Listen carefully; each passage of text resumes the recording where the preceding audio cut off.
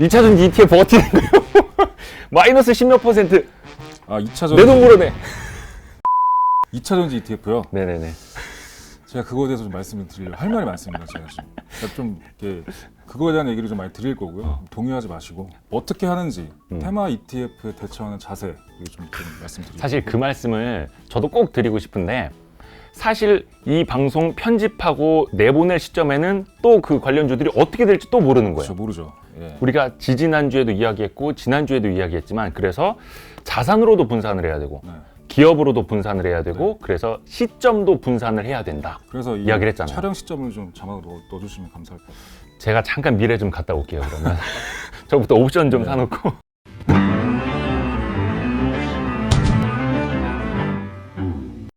요즘에 네, 너무 어지러워요.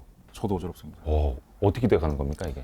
아, 일단 이게 테마형 ETF, 그러니까 성장주 위주로 꾸려진 테마형 ETF 투자 시에 좀 네. 빈번하게 발생되는 변동성 구간이고요. 그래서 오늘 저희가 얘기할 게 차이나 전기차 테마로 좀 말씀을 드릴 건데 마침 또 최근에 미국 금리가 올라가면서 성장주가 단체로 조정을 받았죠. 맞아요. 네. 그래가지고 차이나 전기차 테마에 손꼽히는 대표 종목들도 같이 조정을 좀 받았는데 그 얘기를 잠깐 서두에 좀 말씀을 드리려고 합니다. 네.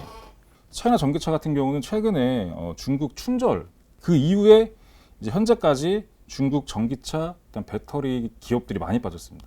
근데 이게 아까 말씀드렸듯이 미국 국채금리 상승에 대한 전 세계적인 성장주 조정이 하나 있었고 중국 인민은행, 그러니까 우리나라 한국은행, 미국의 연준 같은 데가 유동성을 일부 회수를 했어요. 2,600억 위안 정도를 그렇죠. 회수했고 그래서 중국이 긴축으로 들어가는 게 아니냐라는 시장의 우려가 있었어요. 왜냐하면 제일 먼저 빠져나가는 국면에 중국이 또 중국의 네. 경기 회복이 또 제일 그렇죠. 빠르기도 하고 빠르니까 선제적인 조치를 취하는 거 아니냐는 시장의 불안이 있었고 그다음에 이제 테슬라 주가 하락, 그러니까 성장주를 견인하고 있던 글로벌 성장주 시장을 견인하고 있던 테슬라가 주가가 하락하면서 다양한 전기차 배터리 전체 투자 심리가 위축됐고 그죠. 그게 이제 동시에 막 그냥 양방으로 쏟아진 거죠. 예. 그러면서 중국 쪽도 대표적인 CATL이나 BYD 같은 배터리 전기차 대표 종목들도 같이 하락했죠. 테슬라에 많이 엮여 있기 때문에 중요한 거는 개별 기업단의 특별한 뉴스나 악재는 없는 거예요. 없어요. 왜냐하면 차이나 전기차가 그 전에도 그렇고 계속적으로 이 테마 자체가 수익률이 올라갈 때도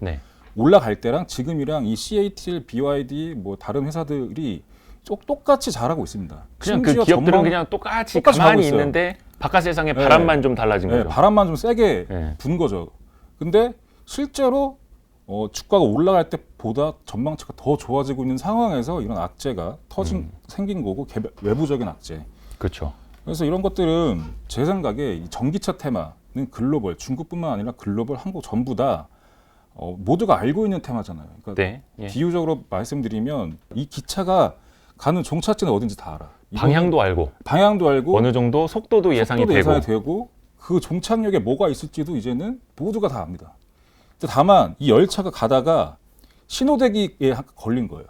그래서 빨리 가다가 슬로우해진 거죠. 너무 빨리 가니까. 근데 이게 가다가 점점 사람들이 저 열차가 종착역이 저기구나. 저기 보이네. 좋겠는데 라고 하면 할수록 사람들이 많이 타는 거죠. 올라타죠. 그러니까 자리는 없고 이제 서서 타고 가고 있는데 이마저도 못한 사람들이 발만 동동 구르다가 지금 열차가 신호대기에서 조금 슬로우해진 상태이기 때문에 그럼 어떻게 될까라고 생각해보면 겁먹는 거죠. 겁먹는 거죠. 근데 또 현명한 스마트한 투자자분들은 열차가 슬로워졌기 때문에 뛰어가서 타는 거예요. 잡아서. 기회다. 네, 기회다. 오늘 주제가 이제 특히나 차이나 전기차. 차이나 전기차. 테마형 ETF 이야기인데 혹시 중국 가보셨어요? 중국 가봤습니다. 제가 2018년도에 심천을 갔었거든요. 심천? 네, 심천. 거의 이제 미국으로 따지면 실리콘밸리 같은 곳. 실리콘밸리. 그걸 갔는데 제가 어딜 갔냐면 BYD 공장을 갔었어요. 거기 가서 이제 거기 IR 담당자분 만나고 그래서 IR 담당자가 막 BYD에 얘기해서 막 얘기를 하죠. 우리 회사가 어떤 회사고 어떤 뭐 다양한 혁신을 했고 지금 어느 위치다. 근데 이제 잘 안 들려요. 다 IR 담당자들은 다 좋은 얘기만 하죠. 좋은 얘기만 하죠. 그래, 뭐 알았어 하고 이제 듣고 있다가 이제 견학이 끝나고 심천 시내로 들어왔는데 좀 놀란 거죠. 심천 시내에 있는 모든 택시 100%가 다 전기차고 BYD 차량이에요.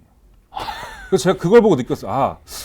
그때 좀 느꼈어요. BYD가 얘네가 IR 담당자가 막 얘기할 때는 안 느껴졌거든요. 다 좋게 말하니까. 근데 심천 시내 막상 와서 돌아다니는 차가 전부 다 BYD 전기차라는 걸 딱 본 순간 이 회사 되게 잘 될 것 같다. 왜냐면 그때 제가 2018년도였기 때문에 전기차에 대한 확신도 저도 없었을 때였어요. 네네네. 그러니까 종착역을 저도 모를 때였죠.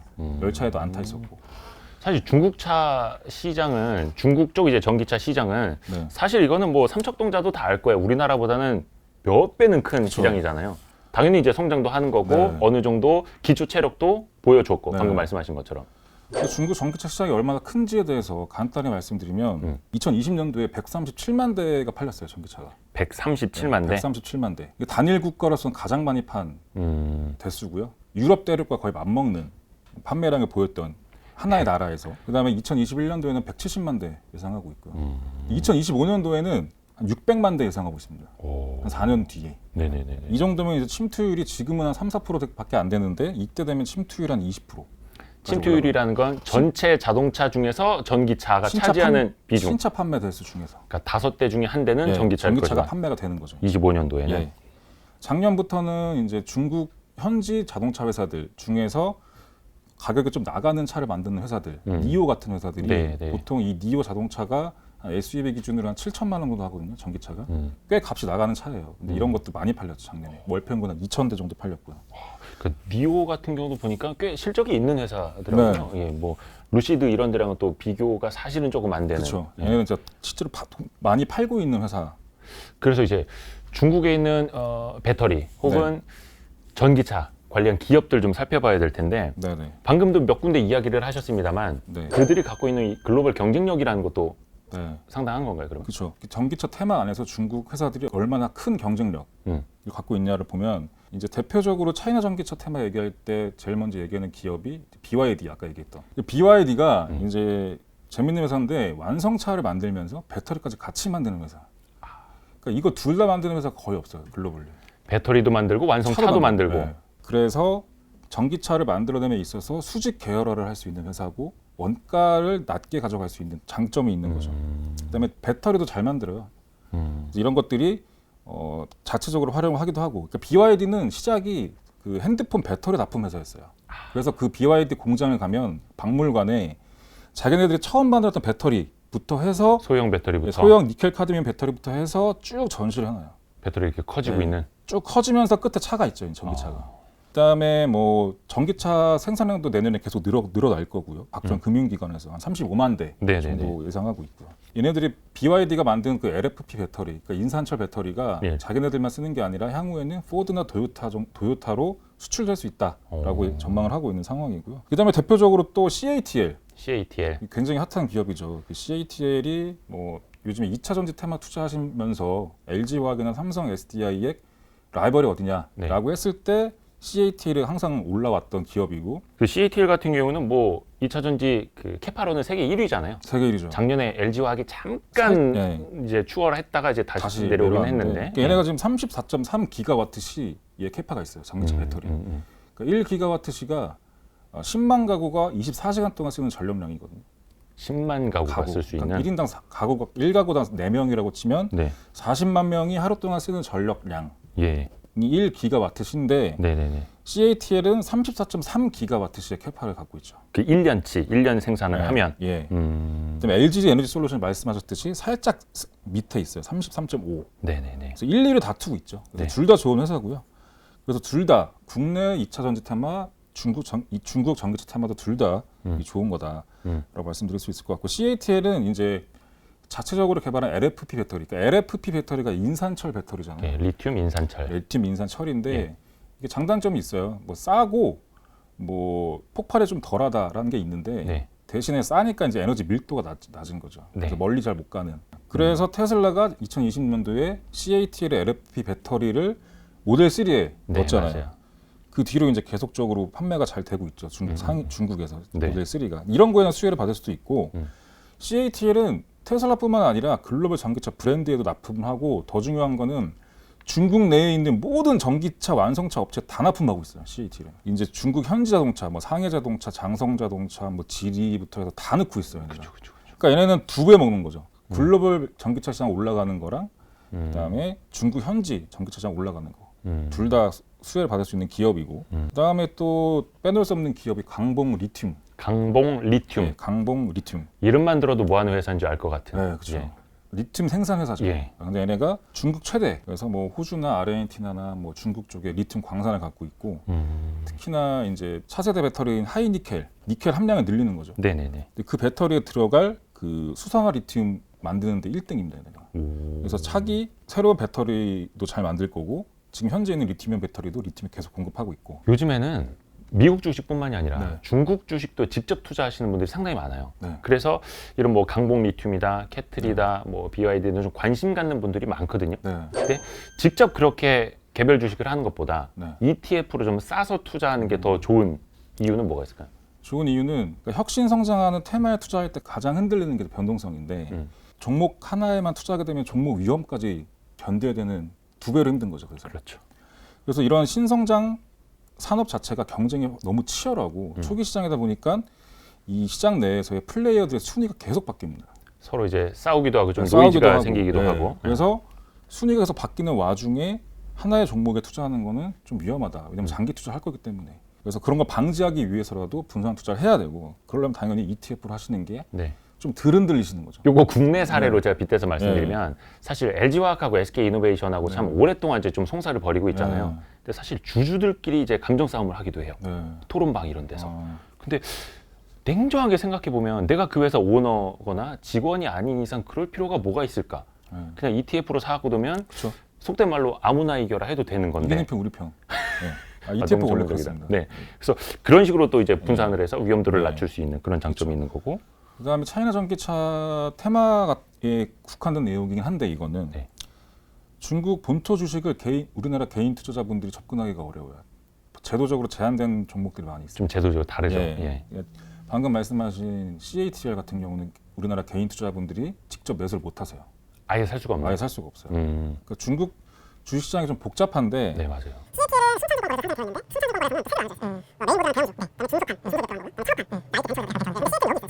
A few moments later. 아우 머리 아파. 어렵죠. 아우 머리 아파. 그래서 결론은 네. 결론은 이거예요. CATL은 개인이 못 산다. 아, 왜냐 창업판에 있기 때문에 그거는 허가받은 외국인과 중국인만 살 수 있다. 적격 투자자들. 네. 이게 중국의 나스닥이라고 불리기 때문에 변동성이 커서 중국인들도 2년 이상 주식 거래를 해야지만 살 수가 있어요. 네. 그래서 복잡해요. 그래서 ETF로 하는 게 마음 편하다. 그리고 아까 서두에도 우리가 이야기를 했던 건데 네. 뭐 2월 말 3월 초에 좀 성장주들이 많이 좀 휘청이기는 했었는데 네. 이게 또 앞으로 수없이 반복될 거란 말이죠. 그렇죠. 수없이 반복되죠. 그럴 때 좀 어떻게 해야 됩니까? 이 성장주 특히나 뭐 ETF를 통해서 투자하시는 분들은 저희가 계속 테마형 ETF를 얘기하면서 이제 혁신 테마 혁신. 얘기하죠. 그러니까 혁신이라는 단어가 항상 안 빠지는데 네. 그 테마는 저희가 아까 정의를 했죠. 1, 2회 때. 네. 근데 혁신에 대한 얘기는 안 했잖아요. 네네. 혁신 얘기를 좀 해보면 혁신도 종류가 좀 있습니다. 연속적인 혁신이 있고 예. 불연속적인 혁신이 있는데 이 혁신에 대해서 정의 잘 내리면 향후에 테마형 ETF 투자하실 때 굉장히 도움 많이 될 거예요. 저는 이걸 정리하고 나서 테마형 ETF 투자를 잘하고 있거든요. 네네네. 연속적인 혁신이란 뭐냐면 보면 수익성을 개선한다거나 서비스를 질을 좋게 만든다던가 그러니까 점진적인 혁신인 거죠. 네. 이게 연속적인 혁신인 거고 가끔 이제 수십 년에 한 번씩 기존의 인프라와 기술과는 완전히 단절된 그런 기술이 나와요. 그래서 불연속적이라고 표현을 하는데 이 말이 어려워요. 네. 그러니까 단절된 예. 그러니까 지금 현재 우리가 쓰고 있는 기술과 인프라와는 전혀 맞지 않는 완전 새로운 기술이 탄생하는 거죠. 그걸 이제 불연속적인 혁신이라고 하는데 예를 들면 이런 거예요. 그러니까 1900년도에 마차가 내연기관 자동차로 바뀌었을 때 네. 그게 이제 불연속적인 혁신. 그리고 최근에 이 내연기관이 전기차로 바뀌었을 때 불연속적인 혁신. 그러면 연속적인 혁신은 전기차의 배터리를 좋게 만든다거나 배터리를 싸게 만든다거나 이제 이게 연속적인 혁신인 거죠. 그 전기차 위에서 연속적인 혁신을 만들어 나가는데 네. 전기차 테마는 어떤 단계냐면 지금 불연속적인 혁신이 처음 딱 나오고 네. 그 뒤에 연속적인 혁신의 초입 단계예요. 불연속적인 혁신에서 연속적인 혁신으로 이어지는 그 어디쯤인가. 그 초입 단계. 네. 그래서 이제 모두가 다 전기차로 다 바뀔 거야라고 하는 걸 알기 때문에 이제 거기서 연속적인 혁신이 층층이 쌓여 나가면서 종착지로 가는 겁니다. 근데 거기에 초입이다. 그래서 저희가 그 종착역을 알 수 있는 게 연속적인 혁신의 단계에 들어왔기 때문에 알 수 있는 거죠. 그래서 아까 말씀드렸듯이 혁신 테마에 수명이 다 있냐 이걸 좀 봐야 되는데 네. 수명이 절대 다한 게 아니거든요. 네. 지금 보면은 뭐 새로운 혁신 모빌리티가 등장한 것도 아니고 그다음에 전기차 배터리 산업이 더 확장될 수 없을 정도로 심각한 기술적인 뭐 장벽에 부딪혔냐 그것도 아니고 이게 다 아니면은 답이 나온 거죠. 그렇죠. 지금 순간적으로 대외적인 매크로적인 약재에 같이 내려왔지만 어차피 갈 거 가긴 갈 거기 때문에 매수 타이밍을 좀 재면서 계획을 세워야 되는 거죠. 예. 그래서 제일 중요한 게 투자 자금의 성격을 잘 규명해야 된다. 네. 내가 지금 이거를 뭐 수개월 내에 써야 될 돈을 테마형 ETF에 다 넣는다? 이거는 조금 위험하죠. 왜냐하면 장기적으로 버틸 수 없기 때문에. 그러니까 성과가 안 좋을 거다라고 해서 위험한 게 아니라 당장 써야 될 돈을 넣으면 타이밍 투자로 가게 됩니다. 그래프를 계속 보면서 샀다 팔았다 하게 돼요. 어떻게든 짧은 시간 내에 불리고 싶기 때문에. 그래서 이걸 방지하려면 미리 테마에 대한 공부를 하고 내가 투자할 자금의 성격을 잘 파악을 해야 돼요. 그래서 이런 것들을 계획적으로 사야 됩니다. 제 주변에 테마형 ETF 투자 제일 잘하는 사람이 있거든요. 네. 제 지인인데 네. 이분은 진짜 대단한 게 출시되자마자 매월 샀어요. 그거를 내려가는 와중에도. 그래서 평단가 계속 낮춘 거죠. 낮추면서 지금까지 들고 있거든요. 성과가 되게 굉장히 인상적이죠. 그러니까 이분이 만약에 이거를 매월적으로 적립으로 투자한 게 아니고 네.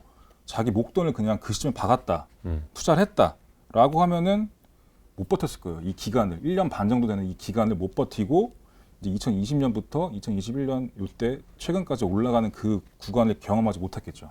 그렇죠. 제일 안타까운 케이스죠. 사실 그게 그래서 적립식 투자의 마법이라고 하잖아요. 네. 이 복리의 마법처럼 적립식 투자의 마법. 네. 그래서 사실 사람 심리가 그렇대요. 올라가면 팔고 싶고 네. 떨어지면 그렇죠. 팔고 싶고. 네. 아, 예. 그렇죠. 그러니까 사실 그렇대요. 올라가도 빨리 팔고 싶고 떨어지면 뭐 불안해서 팔아야 될 것 맞아. 같고. 그런데 항상 이 혁신, 이 진행 중인 산업에서는 오히려 떨어질 때가 조금씩 사서 모아갈 네. 때다. 그러니까 떨어진 게 개별 기업 이슈가 아닌 경우에, 그러니까 사실, 이 테마의 수명이 유효한 경우. 이게 근데 투자하시는 분들은 귀에 못이 박히게 들은 얘기입니다. 네. 실행이 어려워, 실행이. 그 실행이 어렵기 때문에 굉장히 높은 수익률을 가져가는 사람도 적은 것 같아요. 그래서 정말 그러니까 종착역이 보이는 이건 무조건 가는 거다라는 컨센서스가 있는 테마고 개별 기업의 악재가 없다면 장기적인 호흡으로 계속적으로 적립 투자하는 거를 추천해 드립니다. 차이나 전기차도 마찬가지고요. 다양한 알겠습니다. 테마형 ETF도 마찬가지죠. 저도 그래서 흔들릴 때마다 이 영상을 다시 보기 할게요. 감사합니다. 고맙습니다. 네.